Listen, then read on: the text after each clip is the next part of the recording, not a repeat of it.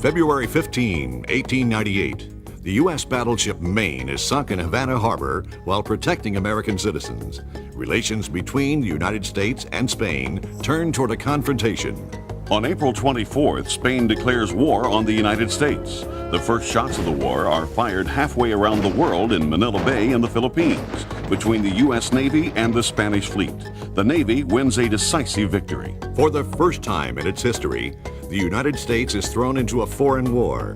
When it ends on August 12, 1898, the U.S. finds itself in possession of Cuba, Guam, Puerto Rico, and the Philippines. Thrown into a war it did not want, the United States comes out of it a world power. On February 4, 1899, Philippine rebels attack U.S. forces, and another war begins, one that will last for 3 years. As the veterans of these wars return to America, the wounds and diseases they bring with them fester in an atmosphere of rejection and neglect. They are mustered out of service with total benefits of $15.60, their discharge pay. Colonel Theodore Roosevelt, who led many of these veterans into battle, said to them, "The world will be kind to you for 10 days. Few receive even that much attention." Ignored by the country they had served, these veterans of the Spanish-American War, the Philippine Insurrection, and the Boxer Rebellion of 1900 in China turned to each other for care and assistance. In Ohio, Colorado, and Pennsylvania, veterans joined forces to promote their common needs. Together they had fought wars, and now, together again, they were fighting for medical care and pensions and a future in the country they had served. Romanus, Putnam, Hale, Kelly, Smith, Hansberry, the leaders step forward, the ranks form, and the veterans of America are on the move.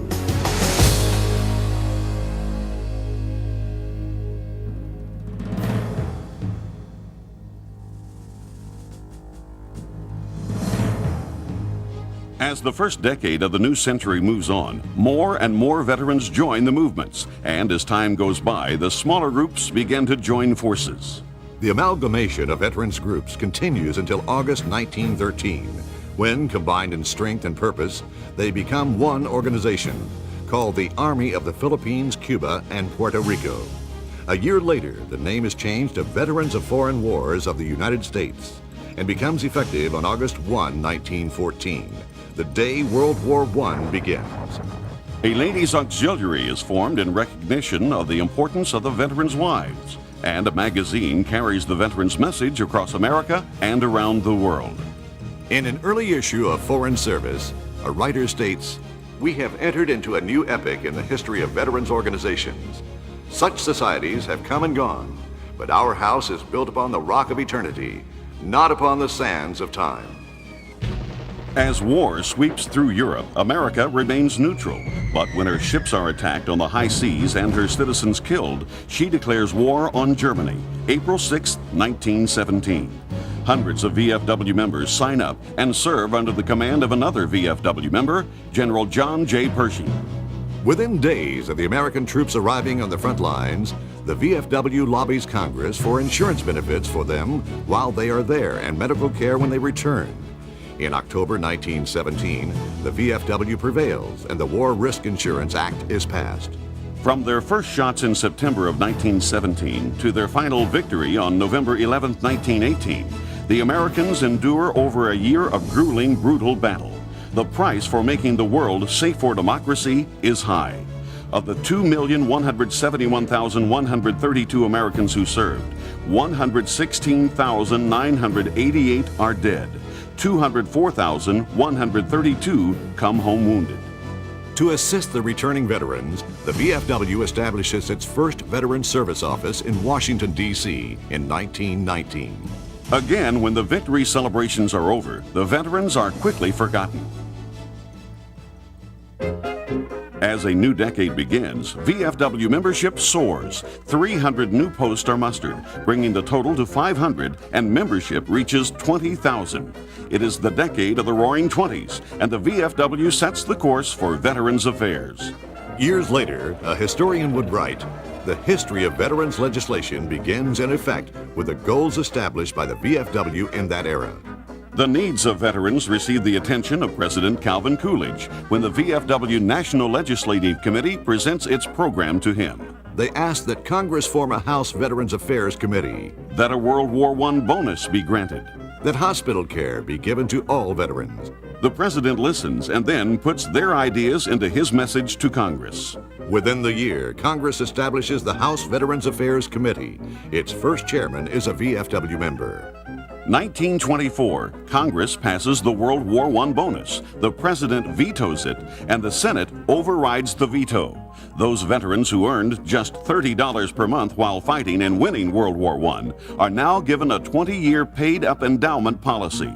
The fight, led by the VFW, is won. This is also the decade in which the VFW establishes the Buddy Poppy program and incorporates it into the rehabilitation program for World War I vets. And the VFW National Home at Eaton Rapids, Michigan opens its doors to veterans' widows and orphans. VFW membership surges ahead by the midpoint of the Roaring '20s, hitting a record of 67,623. As its strength, power, and influence increase, the VFW goes beyond being just a veteran service organization. It becomes a rallying force for all Americans. Through its newly created Americanization Committee, the VFW promotes patriotism through a better understanding of what America stands for and what the American way of life is all about. Newcomers to America are taught English through classes held in VFW posts. In 1927, when Charles Lindbergh lands in Paris, the VFW is the first organization to publicly honor Lucky Lindy. 1929, the bottom falls out of the economy. Suddenly, all of America experiences the hardships that veterans have endured for years. Veterans ask that their 20-year endowments be paid in cash, now when they need the money. Congress ignores them. 1929 is also the year of the Polar Bear expedition to Russia to bring home the bodies of Americans killed there in World War I. Working as a private corporation, the VFW is able to negotiate directly with the Communist government of Russia, and on December 28, 86 of those Americans are returned home.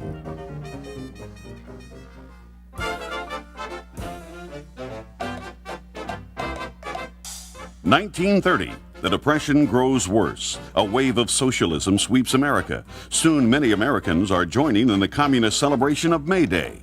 The VFW decides to counter these demonstrations, and Loyalty Day is born, a day on which Americans celebrate America and everything America stands for. VFW headquarters finds a new home in Kansas City, Missouri, making it easily accessible to members from around the country, and it remains there to this day. It's hard to sing when you are in the depths of depression, but in 1931, the VFW has everyone singing the Star-Spangled Banner. The fight took over 3 years, and the ammunition consisted of over 5 million signatures on petitions to Congress. But on March 4, 1931, the VFW celebrated victory as President Hoover signed the legislation making the Star-Spangled Banner our national anthem. Another VFW victory is achieved this year, when the government allows veterans to borrow up to 50% of the value of their 20-year endowment bonus. But now, in the ever-worsening depression, the veterans want a cash bonus. In 1932, VFW members join with their buddies from World War I and march in Washington, D.C. in support of a cash payment of the World War I Veterans Bonus. Though rejected again, they get their message across. America's veterans are organized and ready to fight for their rights. Franklin Delano Roosevelt becomes president on March 4, 1933. His first request to Congress, cut the budget, and Congress does just that. Hardest hit are the veterans. Many are cut from compensation and pension rolls. The VFW, now 165,540 members strong, fights back. The cuts are restored in 1934.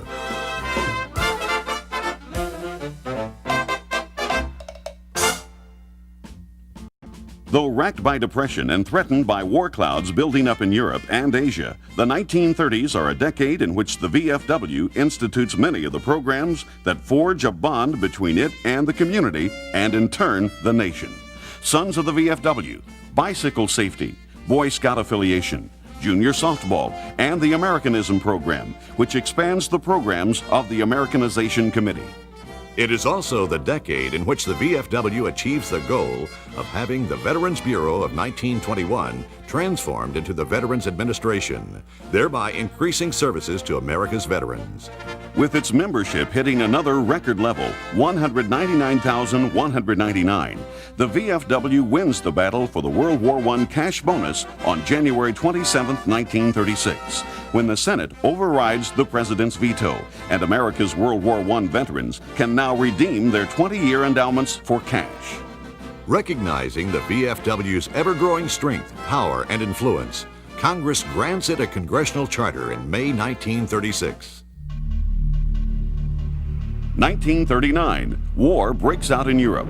The VFW supports neutrality, but calls for a strong national defense. It is ignored. From college campuses to Main Street, millions of Americans protest war, military readiness, and military service. During its September 1941 convention, the VFW again calls for a strong national defense. Again, it is ignored until early on the morning of December 7, 1941.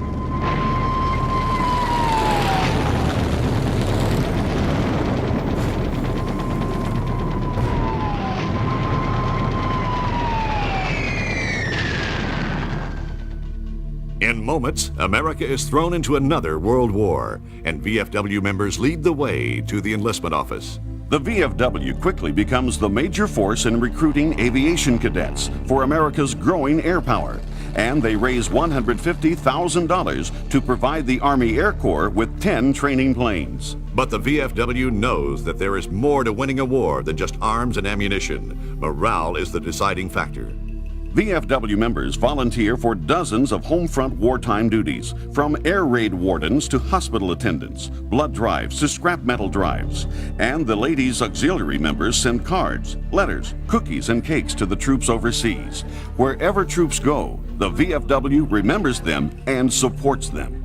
The VFW asked Congress for entitlements for those serving in World War II. Congress agrees and passes several bills providing a wide range of entitlements for the troops while on active duty and for when they return as veterans.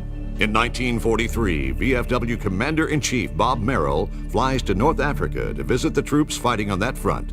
VFW membership soars to new records as troops sign up while they're still under fire on battlefields around the world, 304,764 by the end of 1943.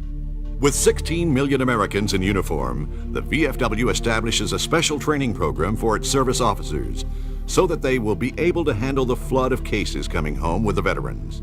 As the war goes on, the VFW asks Congress for better VA hospitals. Congress agrees and appropriates $500 million.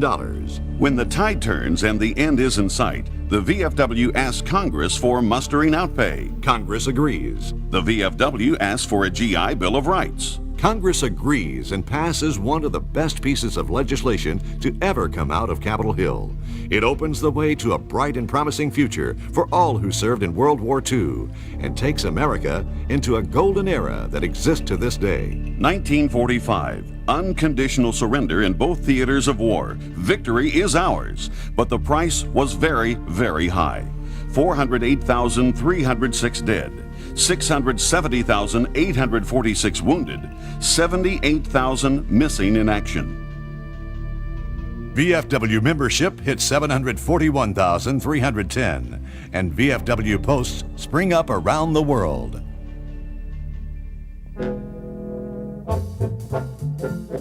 In the aftermath of the Second World War, the VFW establishes its National Security and Foreign Affairs program. In the post-war era, the VFW fights for better medical care, housing, increased education benefits, insurance for veterans, and jobs for veterans. This is also the era in which the VFW takes up sponsorship of the Voice of Democracy Scholarship Program that provides high school students with college scholarships. In 1948, the VFW increases its community involvement with the first community service contest. It soon becomes one of the VFW's most popular programs and grows larger and benefits more people each year. 1949. Happy 50th birthday, VFW. On hand with best wishes are President Truman, Bob Hope, Dinah Shore, and the 1949 Buddy Poppy girl, Janice Page. The VFW Midwinter Washington, D.C. Conference is initiated this year to allow members to meet with congressional delegations and discuss veterans legislation. A decade ends, a new one begins, and with it, another war.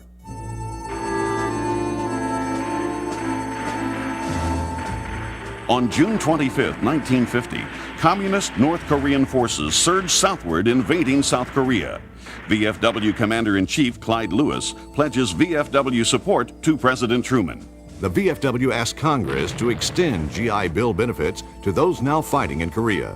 Congress agrees. The VFW lobbies Congress to keep the VA hospital system intact, now that it is needed for a new generation of wartime veterans. Congress agrees. The VFW wins another fight over veterans' preference in civil service jobs. And it achieves another priority goal when Congress passes the Uniform Code of Military Justice. Recognizing the ever-growing strength, power, and influence of the VFW, President Truman himself becomes a life member in 1952, just after the life membership program is instituted. As the war grinds on in Korea, VFW members and Ladies Auxiliary members again support the troops on the front lines with food, letters, and Christmas packages. On July 27, 1953, the fighting in Korea ends and a fragile ceasefire begins, which remains in effect to this day. The toll for freeing South Korea from communist oppression is high.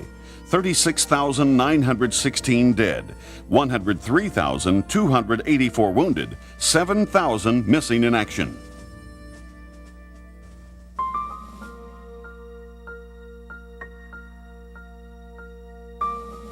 The 1950s also saw the creation of the VFW Natural Disaster Relief Fund, which has since given millions in aid to victims of floods, fires, tornadoes, and other disasters. The office of VFW Adjutant General and Quartermaster became two separate offices in recognition of the growing demands of an ever-growing organization. Under the growing threat of communism, a decade that began in war sees American troops also holding the line against tyranny in Lebanon, Taiwan, and the islands of Quemoy and Matsu. The VFW succeeds in having November 11th established as Veterans Day and May 1st as Loyalty Day. The VFW breaks ground for its Washington, D.C. office on June 1, 1958.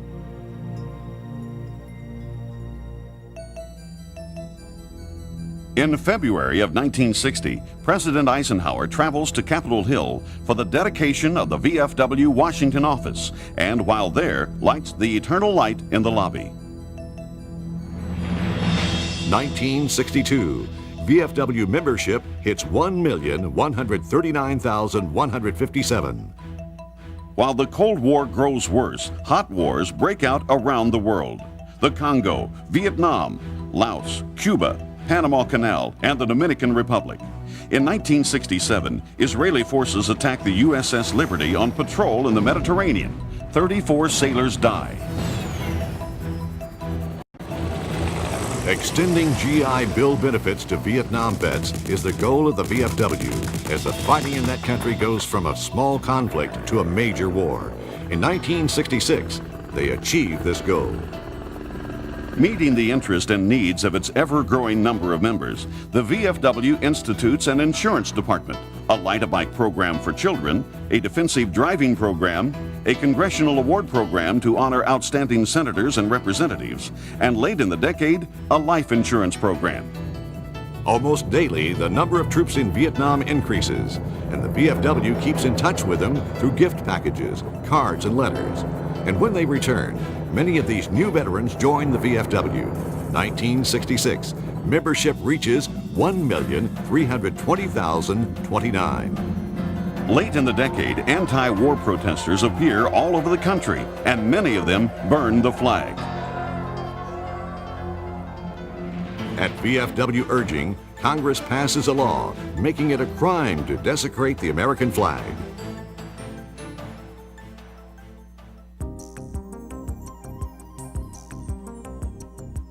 1970, the VFW starts this year with 1,585,736 members. In October, Congress approves a Senate Veterans Affairs Committee, thereby giving the veteran a voice in both houses of Congress. As the war in Vietnam winds down and more veterans return, the VFW begins a study of the poor care being given in VA hospitals. And when the Vietnam War comes to an end at 8 o'clock in the morning of January 28, 1973, and the POWs come home, the VFW asks for an accounting of the ones who did not return. 1974, the VFW celebrates its 75th anniversary, and the government prints a postage stamp to carry the message around the world.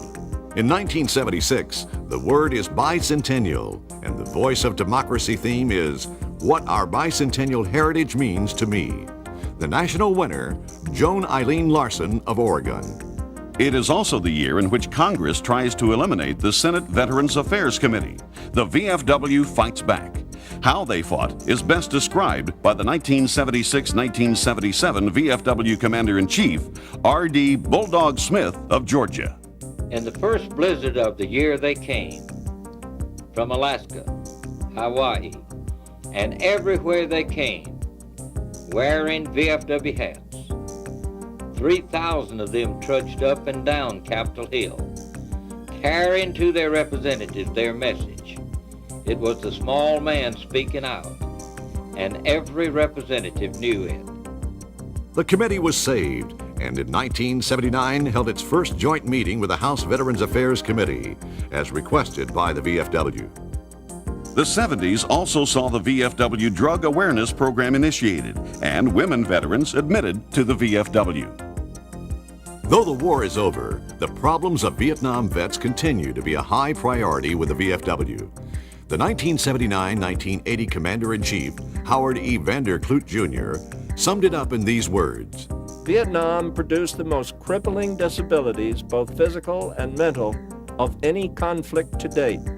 Between 1962 and 1979, the veterans population has increased by 8 million, while hospital beds have been reduced by 34,800. We have submitted 6 cases of veterans who have died or almost died after having been refused treatment.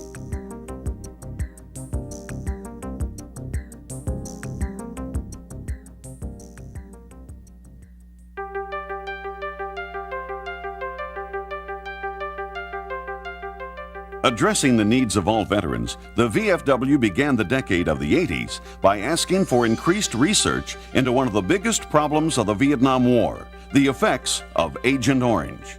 Compensation for veterans affected by atomic radiation at the end of World War II and in the nuclear testing that followed. And increased attention to the problems of aging veterans. It soon became a decade in which major VFW goals were attained. An Assistant Secretary of Labor for Veterans Employment and Training. Increased POW MIA benefits. A VA home loan increase. Elevation of the Veterans Administration to the President's Cabinet. Small but brutal conflicts marked the decade of the 80s. And in every one of them, Americans served, Americans died, and Americans came home wounded. Iran. Lebanon. Honduras. Libya. El Salvador. Grenada. In 1984, VFW membership hits 2 million and over 200 new VFW posts are mustered. 1985. This year's Commander-in-Chief is Billy Ray Cameron of North Carolina, the first Vietnam veteran to hold the position. Sponsorship of the Special Olympics was undertaken, and the VFW contributed to the building of memorials to those who served and those who died in service. Vietnam Veterans Memorial. Vietnam Women's Memorial. Korean War Memorial. 1989, the Berlin Wall comes down, communism collapses, and the Cold War comes to an end. America is now the only world power, and it falls to the Americans to maintain the peace so many have fought and died for since the beginning of the century.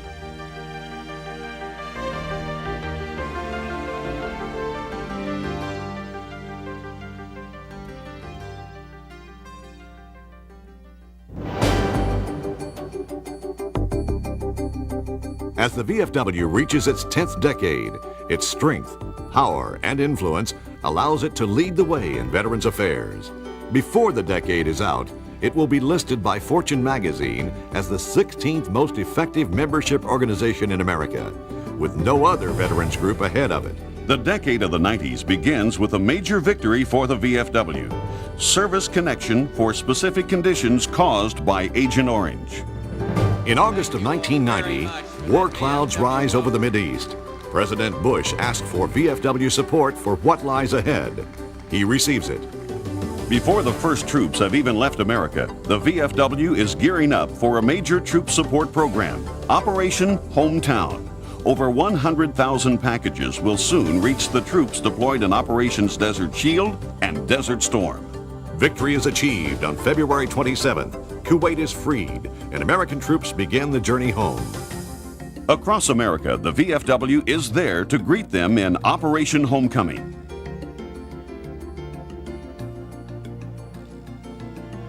The cost to free Kuwait is 265 dead, 357 wounded.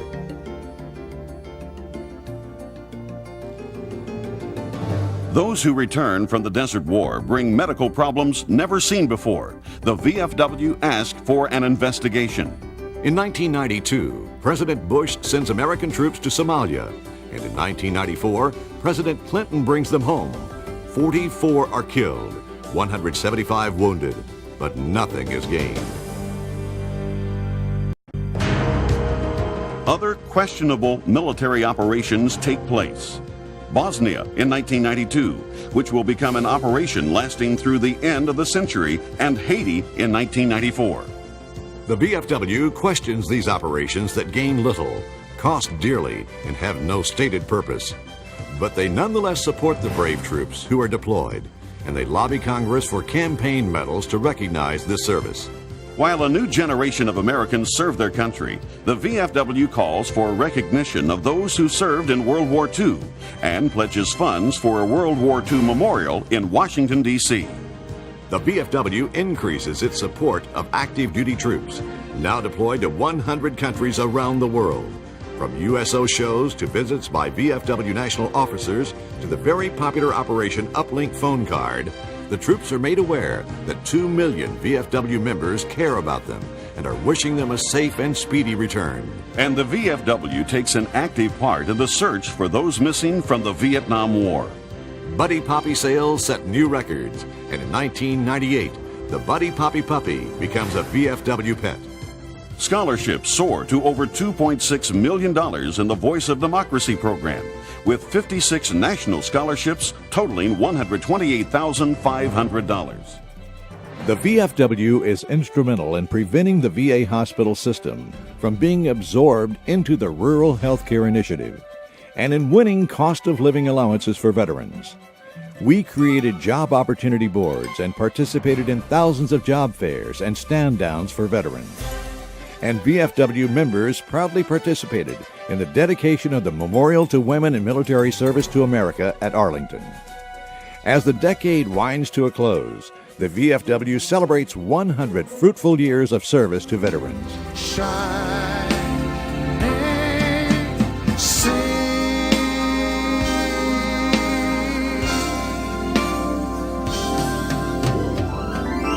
God bless America. God bless the VFW. Thanks for letting me be a part of this. Good night, everybody. A salute to America's active duty forces and a grand fireworks finale ended the evening. And VFW members honors those who served in the Korean War and launches an ongoing commemoration of its 50th anniversary, including a VFW delegation to South Korea for the ceremonies. Part of the purpose of the VFW is to perpetuate the memory and history of our dead. In fulfilling this commitment, Commander-in-Chief Smart led a delegation to South Korea to take part in the 50th anniversary commemoration of the start of the Korean War. With him were 4 past VFW Commanders-in-Chief who were Korean War veterans. When I look at this country now, I see an American success story, and that's exhilarating. Because when I left here, there was nothing but rock and rubble. There were no trees, there were no buildings standing. But then as we moved up to the DMZ and into the fighting area that I participated in, I can't help but feel a great deal of remorse because I rotated home and my unit moved off right after that. And young men, 18, 19, like Bob Graham from Mount Vernon, Ohio, Frank Barbie, and McMillan from Illinois did not come home. They came back in body bags.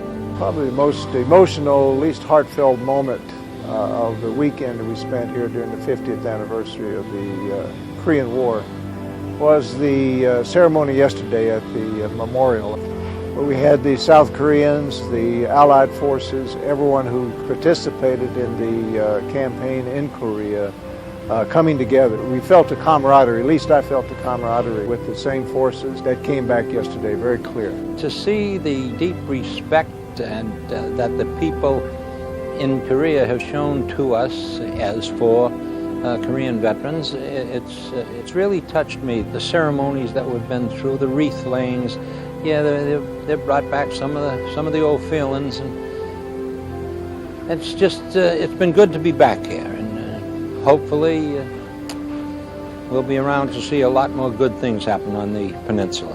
When the monument came out and they had the names of 35,000 Americans that were killed, I had a hard time for not breaking down because those were guys who were my age. I'm still here, but they're not. And that was a hard moment for me. It still is. We salute those who held the line under the worst of conditions, and the VFW will never forget the Korean War and those who fought there and those who died there. We roll into the year 2000 with many new traditions well established, like the Rolling Thunder Review, an annual Run for the Wall, creating a bold veterans presence while raising money for worthwhile veterans causes. We celebrated our heritage in the 2001 Tournament of Roses Parade with a tribute to Bob Hope and to the brave Americans he entertained gallantly during World War II, Korea, and Vietnam. New Year's Day, 2001. A spectacular 40-foot animated figure of Bob Hope is the focus of the VFW's float, entitled The Road to Freedom. And in a history-making event, for the first time ever, the Parade of Roses stops. And the Army Golden Knights parachute team makes its precision landing by the float, right in front of the reviewing stand. The spectacle captures the eyes and the hearts of the million watchers along the parade route, and 350 million more television viewers around the world. Little did we know that the old order was about to be changed by new threats and a new kind of war those veterans would never have imagined. On September 11, 2001, the world changes forever. 55 members of the armed forces and thousands of civilians are killed in the first attack on American soil since Pearl Harbor. As the ruins smolder, the VFW springs into action with relief workers and on-site volunteers, aiding victims' families and holding rallies to bolster patriotism, and also forms the Attack on America Trust Fund to gather donations for fallen firefighters, EMTs, and law enforcement officers. Within weeks, the president tells the nation that the 9/11 attacks were perpetrated by Al-Qaeda, a terrorist group whose leadership is harbored by the Taliban government in Afghanistan. More forces are dispatched to the Middle East, and on October 7th, America and Great Britain began aerial bombardment of the rogue country. In the shadow of the Statue of Liberty, VFW members, auxiliary servicemen and women, and civilians celebrate America and the passion for freedom that burns within our hearts. No one, and I repeat, no one can intimidate us to give up our freedoms. And that's why we're here today. We are asking a lot of our men and women in the military. They have been tasked with a difficult and dangerous mission. It is up to us to provide them with the support as they go about, and I'm supposed to say cleaning their clocks, but I'm going to say kick their asses of the Al-Qaeda, the Taliban, and the terrorist cells. The VFW again leaps in to support our troops with VFW Operation Uplink cards, audiobooks, and messages of support. The Adopt a Unit program gives loyal Americans the opportunity to personalize their support. The VFW secures a congressional charter amendment extending membership to all veterans who come under hostile fire or receive imminent danger pay.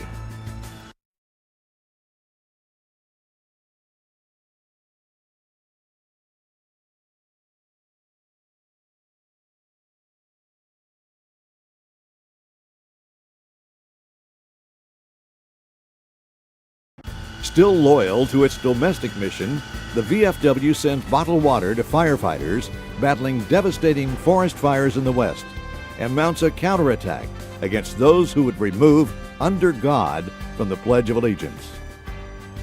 But more storm clouds are gathering. Megalomaniac Iraqi dictator Saddam Hussein continues to refuse to cooperate with United Nations weapons inspections. On March 20th, the U.S. and Britain make good on their threat, hitting Baghdad hard with missile and airstrikes and following up with a powerful ground invasion. Within a month, Baghdad falls. In May, President Bush announces that major combat operations are over, but insurgents and terrorists continue to plague the country. By December, Saddam Hussein is captured, caught like a rat, hiding in a hole in the ground a few miles from his ancestral hometown. The following month, a provisional government begins to draft a permanent Iraqi constitution, and a bold populace turns out to vote on it despite terrorist threats. But the internal strife drags on and on, demanding continued U.S. presence. The VFW continues to support our valiant troops in the field and upon their return home. Corporate partnering pushes VFW Operation Uplink to new highs with millions of phone cards distributed. The VFW and its foundation, with the help of partnering Vermont American, create the Unmet Needs Program to aid families of service members facing hardship as a result of deployments. To honor our troops' commitment to the Iraqi people, the VFW supports Operation Iraqi Children and sends tons of clothing, school supplies, and other needed items. Near the same time, VFW donates $100,000 to the Disabled Veterans for Life Memorial, slated to open in Washington in 2010.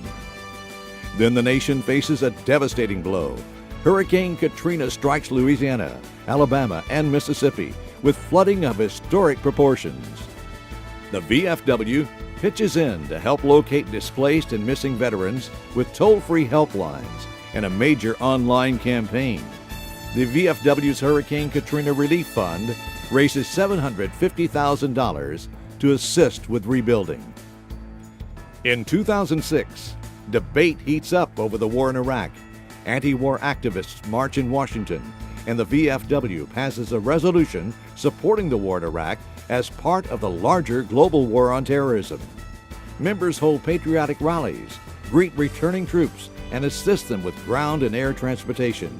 And our communications staff tells the heroic stories of our troops in Iraq and Afghanistan through print, radio, and internet. Congress cuts the budget for the joint POW-MIA accounting command. Lunatic fringe groups picket the funerals of our war heroes, violating the sanctity of their memory and demoralizing their grieving loved ones. And the VA claims backlog grows to alarming levels. But VFW remains committed to fighting these injustices and our mission at hand, with fact-finding missions to Southeast Asia, Korea, Iraq, and Afghanistan, and also joins with other veterans organizations in calling for an end to the discretionary DVA budget, launches a national radio program, and the VFW wins back budget cuts for the joint POW-MIA accounting command, extends veterans' cost of living increases, and wins increases to military pay and death benefits, and improvements to the GI Bill, and helps win passage of the America's Fallen Heroes Act, protecting military funerals from outrageous picketing. The VFW forges a historic partnership with GM that results in $3.5 million for the VFW National Home for Children. In 2007, the President calls for a short-term troop buildup so insurgents and terrorists can be defeated and the cause of Iraq's new democracy protected. But Congress saddles emergency defense funding to a rider, demanding a timetable for withdrawal. Recognizing its negative effect on the war and the morale of those fighting it, the VFW urges Congress to set aside the troop withdrawal language for the sake of our troops. All the while, new threats are emerging, with both Iraq and North Korea toying with nuclear weapons capability. Against this backdrop, VFW maintains its focus on America's defenders and their families, continuing to provide free phone time through VFW Operation Uplink phone cards and free call days held in Iraq on holidays throughout the year. Sponsoring major military celebrations at Fort Hood, Texas, Fort Campbell, Kentucky, and 29 Palms, California. Testifying before a presidential commission on the needs of returning troops.